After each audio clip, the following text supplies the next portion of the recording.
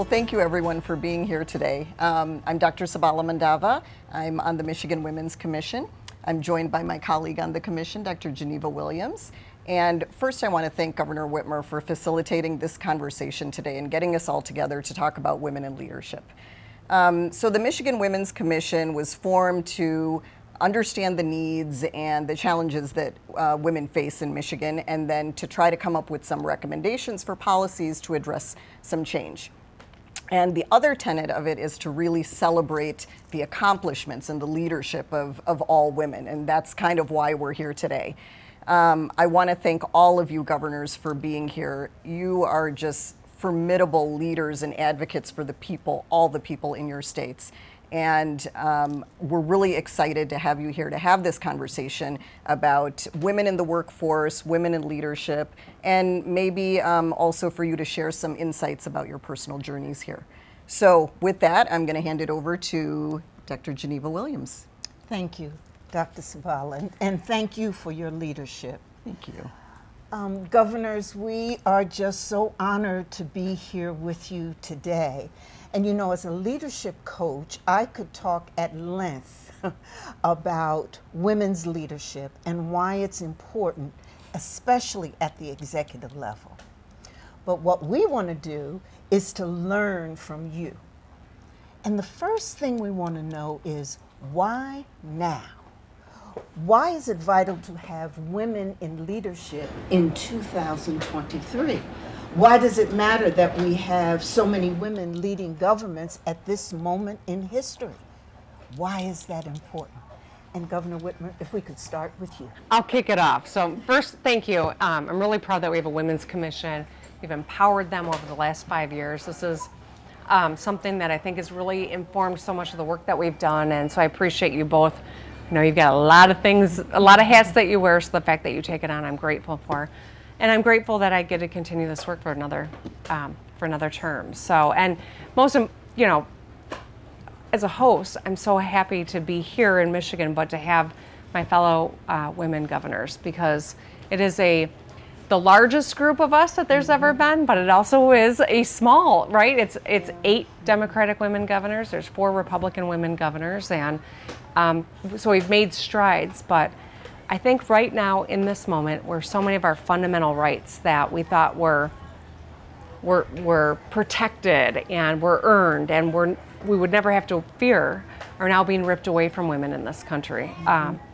It's always been important though, because we had households, we had families, we had businesses. We're not just one group who cares about one issue, but we have a different experience than men do. And that's why as leaders, when someone like me from a sandwich generation who took care of a newborn, at the same time I took care of a dying mother, I went through a lot of things that male counterparts never do. There are some men who do some of that, but by and large it falls on women, and our voices haven't been a part of the process, much less leading the agenda. And I think that's why we've made so many great strides around childcare, around education, around the care economy, around protecting, you know, women's reproductive rights. And so I'm proud of the work that we do, but I'm also grateful I got so many strong women to work with who've helped me be as good a governor as I can possibly be. Thank you for that. That's really very powerful. Thank you. So what's happening in New Mexico? A lot is happening in New Mexico, and largely because it's informed by women. And the point that Governor Whitmer makes, that we need women to lead always. And the reality is, I would argue that in our country it's been a bit cyclical and it's always been underrepresented. But I think that there's a maturing of the country and America wanting to really see women in these leadership roles. So everything that you do that inspires the next generation, and I was a bit older when I decided to be in an elected position or asked to have that honor. We need women of all ages and all experiences to do that. I agree with everything that the governors have said. I mean, representation matters, seeing is believing. We'll get better laws and policies when there are more people around the table that actually reflect the communities that they serve. And I think, you know, forever women have been so unrepresented and underrepresented, more so for women of color.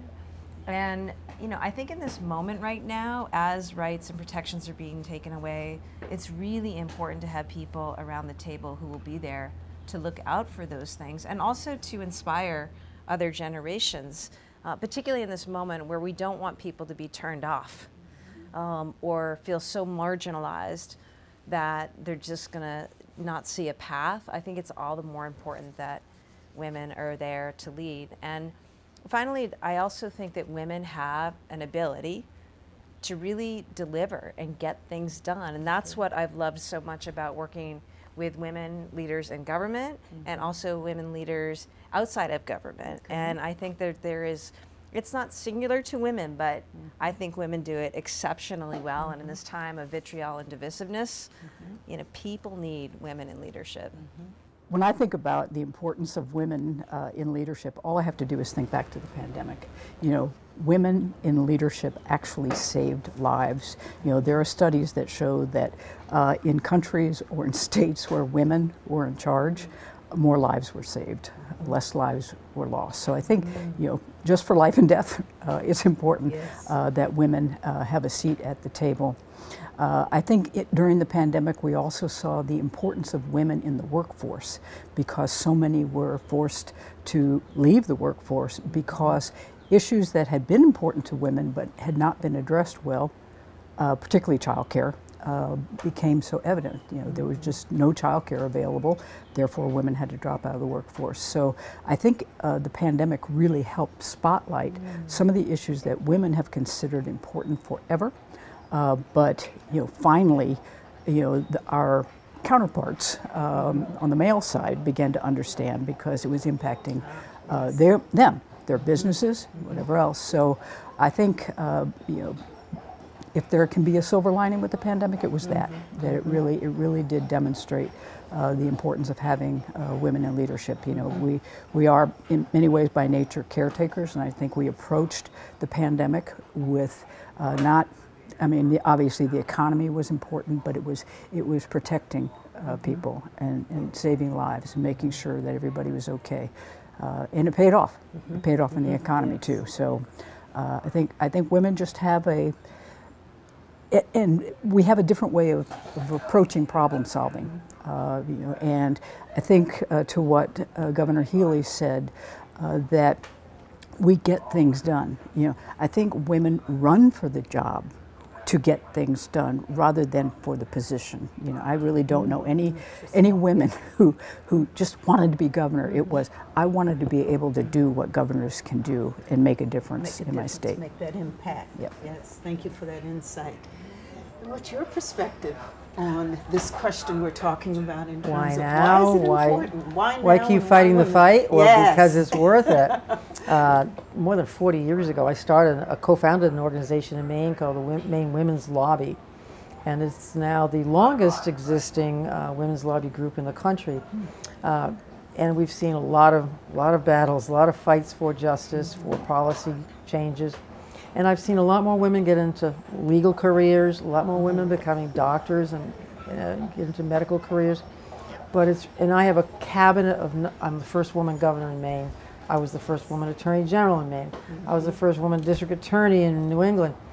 But so much for that. I want to see more women and girls getting involved in the trades and breaking barriers in other areas of life, other sectors of our economy, because there are good paying jobs that are going without now.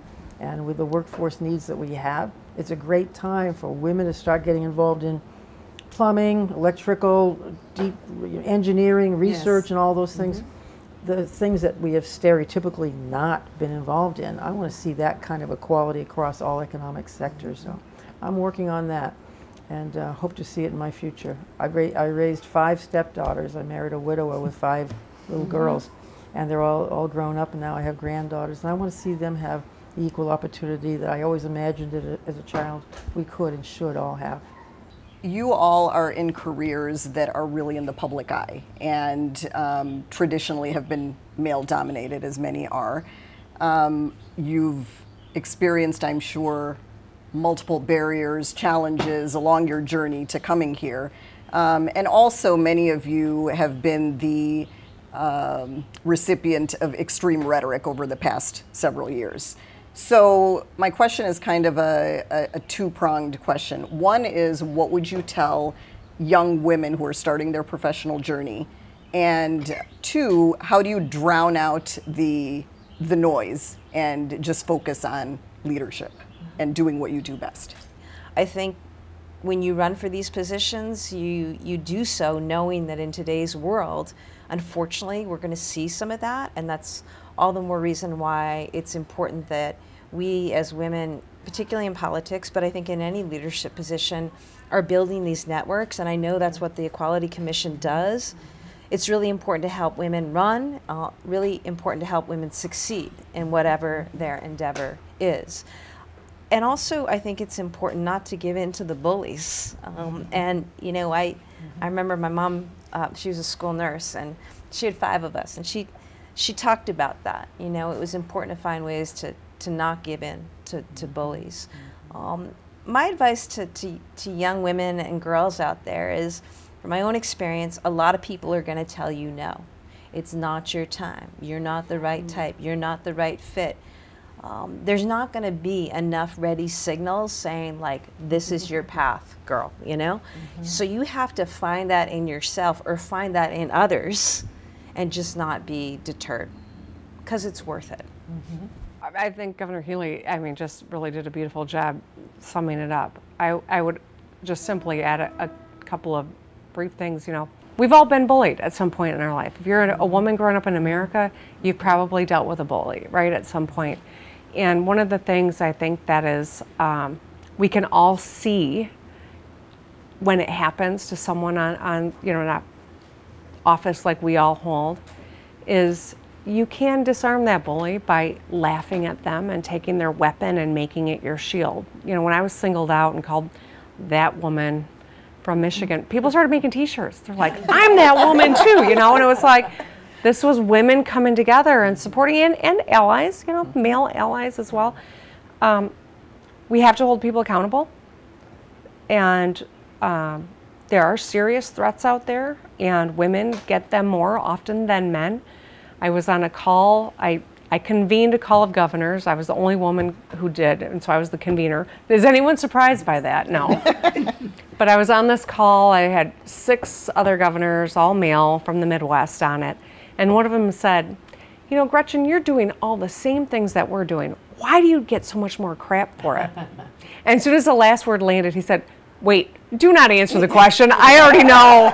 It's because you're a woman who's making these same hard decisions we are, but you're being singled out and attacked for it. And so I do think that educating people, holding people accountable, but also giving other women in these positions who aspire to these or any other leadership position the kind of support and encouragement to take it on. Because even on my hardest day, I feel so lucky to be the governor of Michigan, because it is the most rewarding job I could have ever imagined. It's not perfect, it's not easy, but there's no other place I'd rather be. And I know when I meet people who say, my daughters are engaged because they see you throw your leather jacket on or some pink lipstick, and like they know that's your armor, like that's the most gratifying thing you can ever say to me, is some young person has thought I can do that job and I'll be tough too. But it's having a kind of sisterhood of fellow leaders who are going through it. A lot of us were very close throughout the pandemic because we didn't have others to talk to, and very few could imagine all the different pressures we were under, making incredibly hard decisions. I really love this question because I'm known as a very mild-mannered, relatively quiet, but very effective, no-nonsense type, who works in an environment, a very hostile environment. You know, I have a Democratic governor in a very red state with an even redder legislature. So I'm constantly, and you know, I have learned to deal with them, but I learned a long time ago how to deal with people like that, you know, who would go out of their ways to make me fail. You know, that was their intention, was to have me fail and for them to, you know, get me out of the way so they could succeed. And I take it really back to the time when I was very young, and I worked in a state psychiatric facility for kids in New York. And I worked with emotionally disturbed adolescent girls. They're tough, far tougher than any of the legislators I've ever had to deal with. You know, so way back when, you know, I'd been called every name in the book. I'd been physically assaulted, verbally assaulted, and I learned back then how to deal with that, which was to don't let them get to you. I think Governor Healey mentioned that. You know, really don't flinch. You know, and don't let what they're saying. Know that it's their problem, not yours, and then listen. Let them rant and rave, and then when they're finished, you know, figure out a way to come to some sort of consensus. But talk them off the ledge first. Let them come down off the ledge. And I think that's the way I disarm bullies, is just to not react to it and let them flail and put their own flame out. A question I've gotten a lot from high school age people, and I've spoken to a lot of high school age groups, they keep asking, how do you deal with people who say bad things about you? Now, that's not necessarily threatening, but sometimes it is. And I say to them, don't take the bait, first of all. Usually it's an attempt to distract you from the real focus that you should be carrying on. And don't take the bait. And pick your battles. You know, there are going to be all kinds of people. Look, you read the newspapers every day, and there are comments in the newspaper, and that people are reading the comments, and there's always going to be something that you won't like there, and somebody who's being a jerk. You can always find people who are going to criticize you or not like you or even threaten you sometimes, but don't take the bait and pick your battles. I grew up under the shadow of Margaret Chase Smith, who was the first woman in Congress to serve in both the House and the Senate of the U.S. Congress.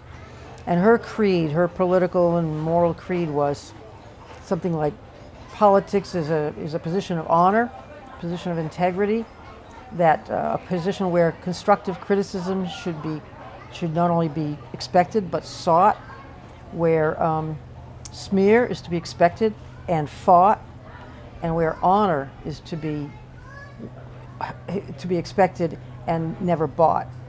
And those are pretty staid principles still today. And she said that 70 years ago or so. And I respect that kind of advice. We can't tolerate it. We can't make it acceptable behavior.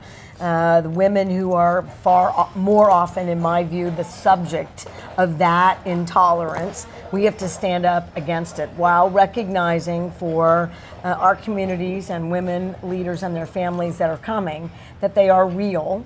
And so you have to be able to deal with that, be clear that safety in this context is a problem. And the only way through is for us to stand up to every single bully, every single misogynist, every single sexist. Because if we don't do that, there's no healing the world. And I believe that women are in the best position to do that. That's why, again, this representation matters. Because I can't have someone do it for me. I have to do it for myself.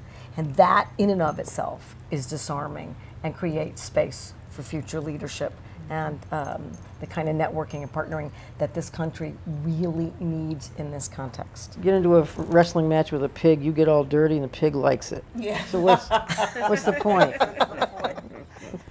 Terrific insight. What else you got, Jen? That's about it. Drop some Maine wisdom on us. You know, we could talk with you all afternoon. You're inspiring, and the vibes of sisterhood is just incredible. And one of the initiatives of the Michigan Women's Commission is an effort we call Visible Authentic Leadership. Oh. And a lot of that is about making sure that there are many, many more women who are in elected or appointed positions, because we believe once women get in those positions, they will be visible and authentic. And so before we wrap up, we'd like to ask one more question. And that is, what would your advice be, particularly to young girls and women who aspire to be where you are now, in a visible, authentic leadership position? What would your one piece of advice be to them? Who wants to start? Governor, yes. I would say first find your passion and pursue it. I think the biggest mistake somebody can make is planning to be a career politician. I don't think they bring much to the table, and there are lots of problems to solve, and they need to have a toolbox to bring. So I would say, figure out what it is you really care about, and then go pursue that. And then at some point, and the time will present itself. Perhaps move into either an appointed position or go for an elected position when you really have something to bring to the table, and you can see the world from other people's perspectives. If you get into this line of work too young, it's difficult, I think, to really represent the diversity of your constituency if you don't have any life experience or you haven't experienced life alongside people. Thank you. Yes. Go for it. Go for it. Okay, Yeah, just do it. It really resonated with me what Governor Healey said, is that if you wait for people to ask you, so a little bit hypocritical, I do think that still, and the stats bear out by both academic reviews, polling, Emily's List, focusing on why women hesitate or don't run, because they've got to be asked. They have to be asked multiple times. But so I do that. I just ask everyone, I don't care if you're 5, when are you running for governor? And it's interesting because when I first started doing it in 19, now every young girl, irrespective of age, I say, when are you running for president or governor? And if I start with governor, they say president. Okay. I'm running for president.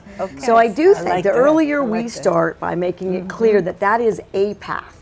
May not be your path, but it is definitely a path for women. There is no straight path in life. There is no playbook to become a politician, a governor, a something. You can believe in yourself and do a lot of things in life. Look, I dropped out of college, worked for a year, dropped back in, dropped out. I had no concept of being in politics or government whatsoever growing up. And it wasn't until quite later in life, I thought, oh, maybe I'll go to law school. And then later after that, well, maybe I'll run for this particular office, because I think I'm qualified. There were no men as elected DAs in New England. And I thought, why not me? I've tried a few cases. So I did that. And then, step by step. But it wasn't a straight line. And most people's lives are not a straight line. It's like this winding river. It comes up, comes down here and goes through here and comes out finally at the ocean sometime. So it's, don't expect too much of yourself, but take the opportunity when you see it. Any kind of opportunity. Love it.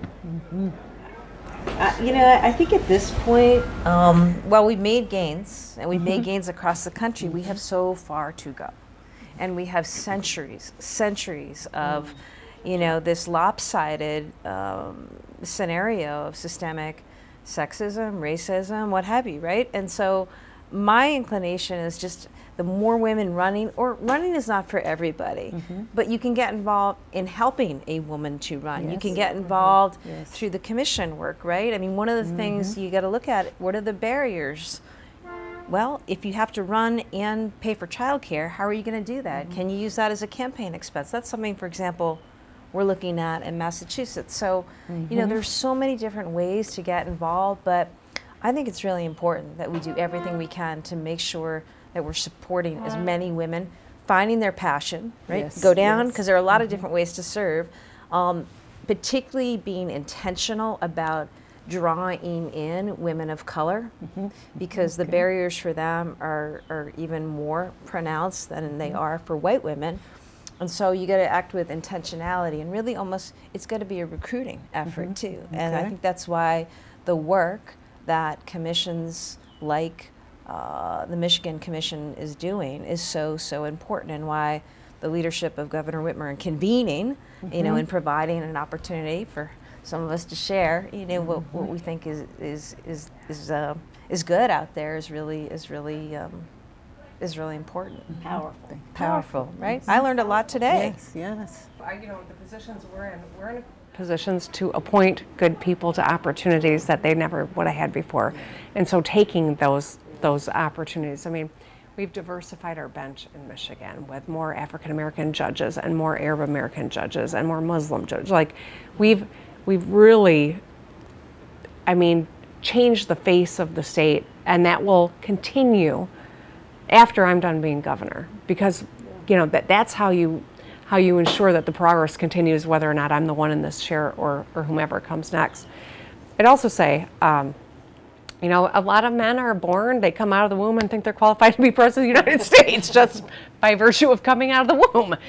Women have, you know, historic barriers in front of us, institutional barriers.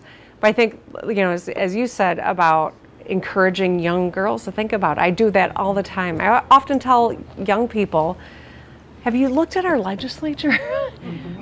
Many of you could walk in today and do a better job than some of the people that are there. Stop, you know, thinking you have to have this degree or that life experience, or, you know, run for this office and work your way up. Those barriers sometimes are barriers that we create for ourselves too.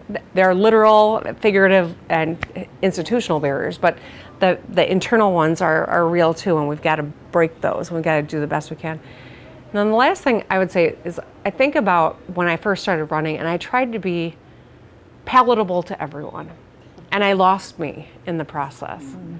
And so when I was running for governor, I was doing all the phone calls like we all have to do, and I was talking to Deidre Bounds, who was on the commission, and she said, just show up as you are. Show up as you are. Don't try to emulate anyone else, be you. And you know, the campaign manager I had at the time probably didn't like it because his days were numbered after I started thinking, it was like, let Gretchen be Gretchen, let Michelle be Michelle, Maura and Janet and Laura, you know, that's powerful. But these younger generations, I think, are brought up to believe that, but for some of us, it's harder. And so it's been really liberating to have that kind of counsel from other women and to see other women owning their space. Thank you.